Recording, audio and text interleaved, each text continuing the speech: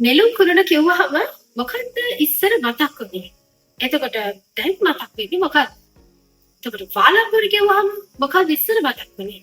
එතකොට දැන් මොකක්ද මතක් වෙන්නේ? ෆිල්ම්ස් මතක් වෙනවා නේද? ඒක තමයි මේ වෙනස් වෙලා තියෙන දේ. ඒ කියන්නේ සිනමා වෙනස් වෙලා. එහෙමත් නැත්නම් සමාජ වෙනස් වෙලා. එන්න මේ කියන කාරණාව තමයි අද දවසේදී ආර්ට් කතා එක්ක කතා කරන්න බලාපොරොත්තු වෙන්නේ.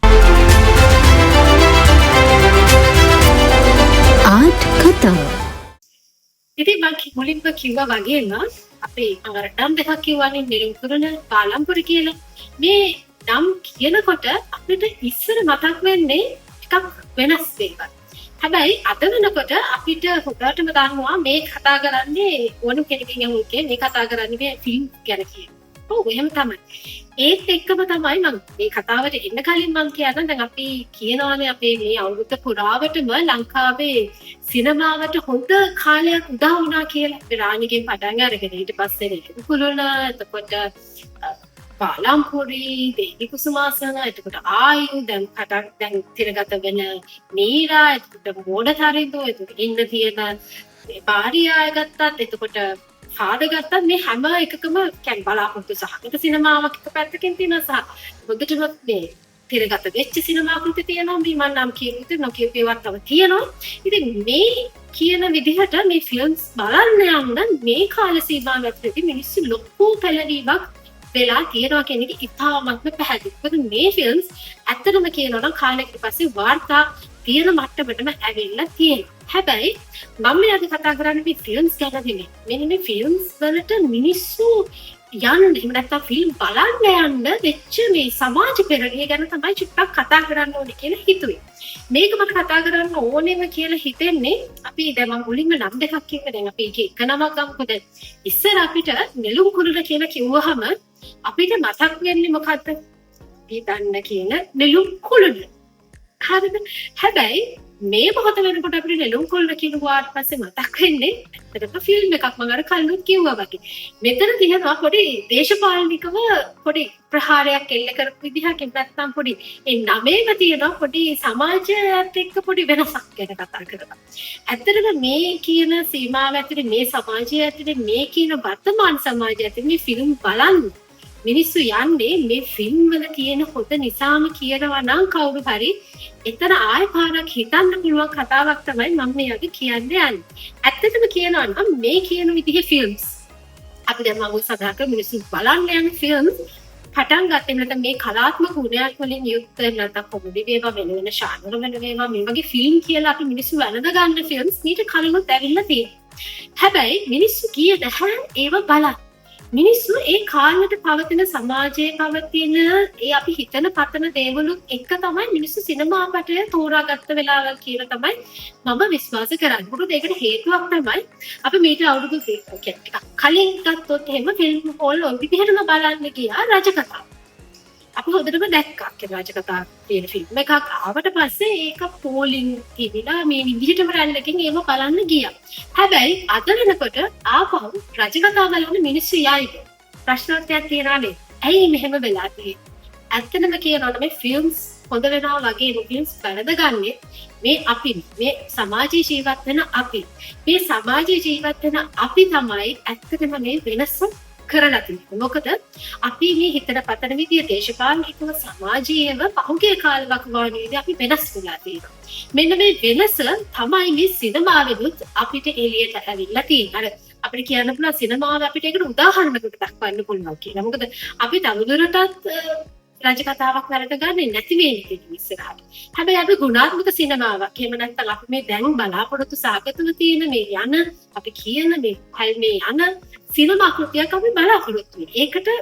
මේකට ප්‍රධානම හේතුව වෙන්නේ මේ සමාජයේ සිද්ධ වෙච්ච මේ මානසිකව දේශපාලනිකව ආර්ථිකව මිනිස්සුන්ගේ සිතුවිලි වල පවා සිද්ධ වෙච්ච වෙනසත් එක්ක තමයි මේ සිනමා කෘති මේ විදිහට වැළඳ ගන්න ඉඩ ලැබිලා තියෙනවා. මොකද එහෙම මම කියන්නේ මේ වගේ ගුණාත්මක භාවයක මේ වගේ ආර්ට් මූවීස් අපි ඕන තරම් මීට කලිනුත් මේ ලංකාව ඇතුලේ පිහිවෙලා තියෙනවා. හැබැයි රැල්ලක් විදියට ඒව වැළඳ ගැනීම සිද්ධ කරේ නෑ අපේ ඉන්න සමාජයක මිනිස්සු. අපි කොච්චර කොහොම කිව්වත් තාමත් මේ ෆිල්ම් නැත්නම් සිනමා ශාලාවකට ගිහිල්ලා අපි කම්පෙහා කළොත් වෙන රටවල් එක්ක අපි හරියම පල්ලෙහා මට්ටමක තමයි ඉන්නේ. මොකද අපි ඒ කියනවාගේ තාමත් ලක්ෂ 5 6 7 10 විතර පන්න ගන්න තාම අද වෙනකොට අපිට බැරි වෙලා තියෙනවා මේ අපි සිනමා නරඹුම් ප්‍රේක්ෂක ප්‍රමාණයත් එක්ක ගත්තාම. හැබැයි මේ අවුරුද්ද පුරාවටම ඉදිරිපත් වෙච්ච නැත්නම් රිලීස් වෙච්ච ෆිල්ම්ස් වලට යම් කිසි සාධනීය මට්ටමකින් මිනිස්සු වැළඳ ගැනීමක් සිද්ධ කරගෙන තියෙනවා. මේකට ප්‍රධානම හේතුව විදිහට මම කිව්වා වගේ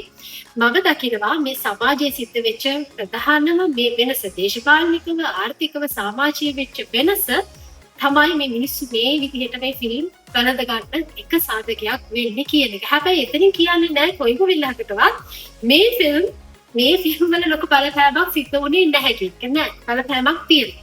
ඒක තමයි පැහැදිලි කරන්නේ. අපි ටිකක් කලින් කියන්නේ අපි නිකන් අපි හිතමු හාස්‍යජනක ෆිල්ම් කියලා ලංකාවේ ඇතුළේ හාස්‍යජනක ෆිල්ම්ස් අපි hina උනේ ගොඩක් වෙලාවට ඇත්තටම කිව්වොත් මේ පොලිටිකල් කමඩි වලට ගොඩක් වෙලාවට අපි බිහිුනේ ඇත්තටම මිනිස්සු hina උනේ ඒ කියන්නේ දේශපාලනික දේවල් වලට තමයි අපි හාස්‍ය කරන්නේ.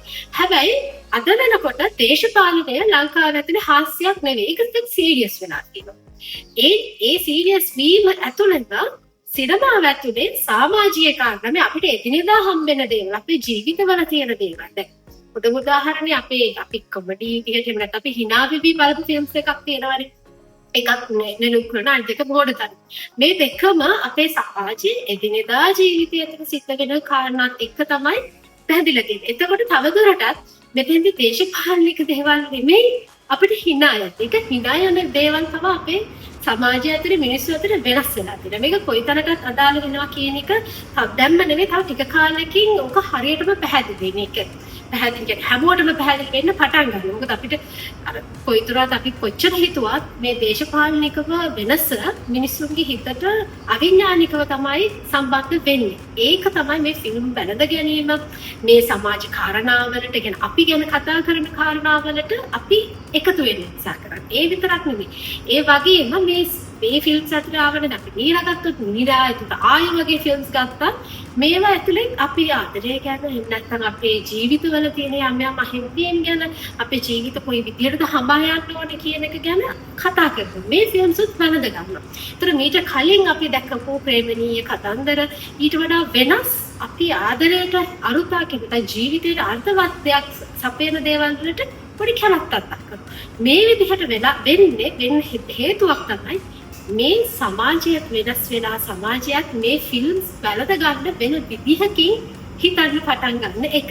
ඉතින් කොහොම වුණත් මේ දෙකම එකපාර වෙච්ච නිසා තමයි අද මේ වෙනකොට අපේ ලංකාවේ සිනමා කර්මාන්තය මේ තරම් රහට ඉස්සරහට කරගෙන යන්නේ. අනාගතයේදී හොඳ බලාපොරොත්තු සහගත නිර්මාණ බිහි වෙයි කියන තැනකට ඇවිල්ලා තියෙනවා. ඉතින් මම විශ්වාස කරනවා මේ ගැන තව ටිකක් හිතමු. මේ ගැන විරුද්ධ මතයක් තියෙනවා නම් අනිවාර්යෙන් ඒ ගැනත් අපි කතා කරමු.